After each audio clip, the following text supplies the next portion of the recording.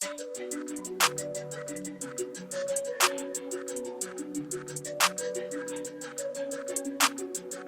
dans le même, avec ou sans même sauce. De la poutine canadienne au vieux goût de glasnost, avec ses petites pépées trotskistes, quistes d'une vieille perestroïka diabolique, dont le rouge blabla polémique se mélange sans vendange au Canada dry d'un canard d'air trumpiste, en vol militaire qui fait le plein avec son air Force One moisi, devant les gens bons qui le révèrent, plongé dans sa salsa démoniaque.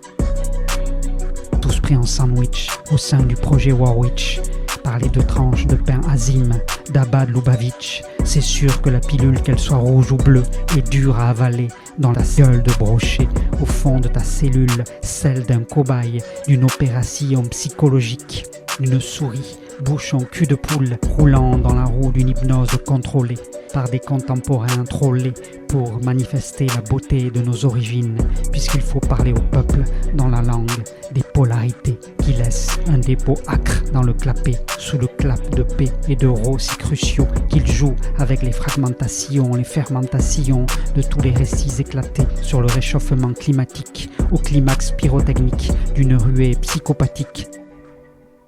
vers le veau d'or dansant la javanaise sous une arche d'alliance machiavélique.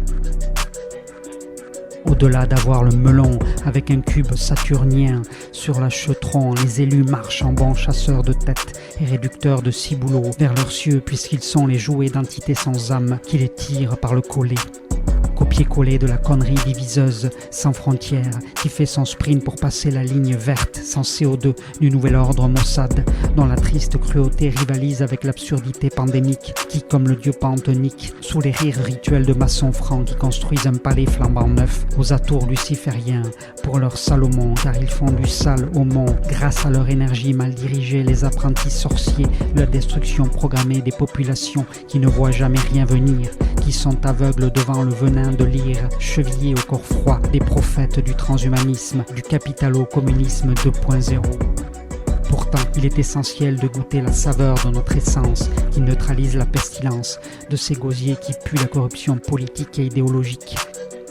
Ah, mes gentils oursins, ils vous gavent comme des oies du grand capital, des dindons de la farce médiatique, et vous prennent par devant et derrière pour des chèvres tout juste bonnes à bouffer la paille de leurs solutions canailles, pour des moutons tout juste bons à se sauter sur le dos, à se tondre la laine, afin de nourrir les appétits pentagruéliques des bergers bipartites, au sang bipolaire,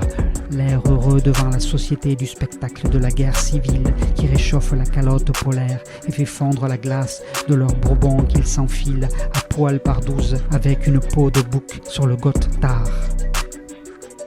Soyons donc lucides des manipulations fratricides, de leurs attentats suicides, de leur rhétorique pesticide qui habille l'heure de camp, et trouvons au centre de notre cœur cette réelle chaleur humaine qui échappe à la haine tribale de ces trous de balles avant la tempête scénarisée par les vendeurs de chaud chaos, les idiots utiles servant l'eugénique entropie, la colombine dystopie sous la fumée de coca bourrée de sucre.